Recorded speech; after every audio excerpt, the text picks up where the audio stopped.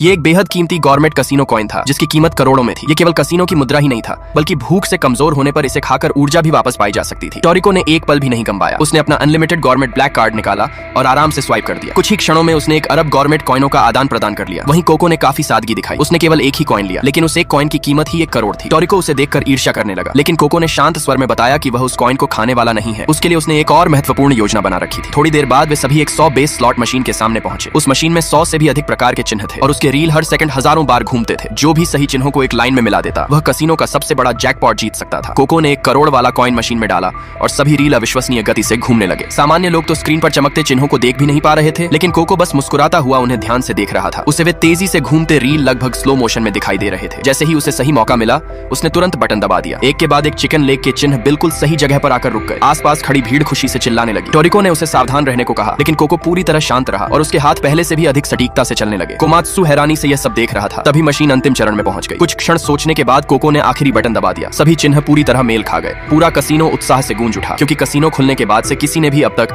यह अंतिम जैकपॉट नहीं जीता था। लेकिन कोको को इसमें जरा भी रुचि नहीं थी। अब तक उनकी गतिविधियों ने कसिनो प्रबंधन का ध्यान अपनी ओर खींच लिया था। स्टाफ बार बार सुरक्षा फुटेज की जांच कर रहा था। उन्हें शक था कि कहीं कोई चालबाजी तो नहीं हुई, लेकिन कितनी भी जांच करने पर उन्हें कोई गलती या धोखा नहीं मिला। अगर यह सिलसिला जारी रहता तो कसिनो को भारी नुकसान उठाना पड़ सकता था। जब यह खबर मालिक लाइब्रेयर तक पहुंची तो वह खुद सामने आ गया। जैसे ही उसने 2 शक्तिशाली योद्धाओं के बारे में सुना, उसके मन में कई योजनाएं बनने लगी। इनाम की राशि बहुत अधिक होने के कारण कसिनो ने नकद भुगतान की जगह दुर्लभ गवर्नमेंट सामग्री देने का फैसला किया। कुछ समय बाद स्टाफ ने समूह को एक निजी वीआईपी क्षेत्र में चलने का निमंत्रण दिया, जिसे कसिनो का असली केंद्र बताया गया। कोको हल्के से मुस्कुराया। सब कुछ ठीक वैसा ही हो रहा था जैसा उसने पहले से सोचा था। वे सभी स्टाफ के पीछे पीछे चलते हुए एक विशाल पेंटिंग के सामने पहुंचे। एक छिपा हुआ स्विच दबाते ही दीवार में गुप्त दरवाजा खुलने लगा। उसके पीछे वीआईपी क्षेत्र का प्रवेश द्वार मौजूद था। गाइड ने बताया कि यहाँ सबसे छोटी बाजी भी अपनी जान जोखिम में डालकर लगाई जाती है। जैसे ही पर्दे खुले, एक आदमी लड़खड़ाता हुआ बाहर निकला और अपने गले को पकड़कर तड़पने लगा। वह कोमात्सु के सामने घुटनों के बल गिर पड़ा। उसका शरीर तेजी से बैंगनी रंग का होने लगा। स्पष्ट था कि उसे झड़ दिया गया था। अंदर प्रवेश करते ही उनके सामने एक भयावह दृश्य दिखाई दिया। एक व्यक्ति शार्कों से भरे तालाब के ऊपर लटकी पतली बीम पर संतुलन बनाकर चल रहा था। दूसरा व्यक्ति कुल्हाड़ी लेकर एक मांसाहारी तरबूज जैसे राक्षस से लड़ रहा था। कुछ लोग विशाल 3 आंखों वाले बैलों के साथ दौड़ लगा रहे थे। वहाँ मौजूद हर इंसान एक जानलेवा जुए का हिस्सा बन चुका था। भारी कर्ज में डूबे हुए लोग रातों रात अमीर बनने की उम्मीद में अपनी जान दांव पर लगा रहे थे। थोड़ी देर बाद समूह को एक और जुए की मेज के पास ले जाया गया। मेज पर जहरीली ब्लूबेरी के कई गुच्छे रखे हुए थे। हर गुच्छे में 10 बेर थे, लेकिन उनमें से एक में घातक जहर मिला हुआ था। स्टाफ ने कोको को भाग लेने का निमंत्रण दिया। उसी क्षण एक विशाल परछाई पूरे कमरे पर छा गई। कसिनो का असली शासक आखिरकार उनके सामने आ चुका था।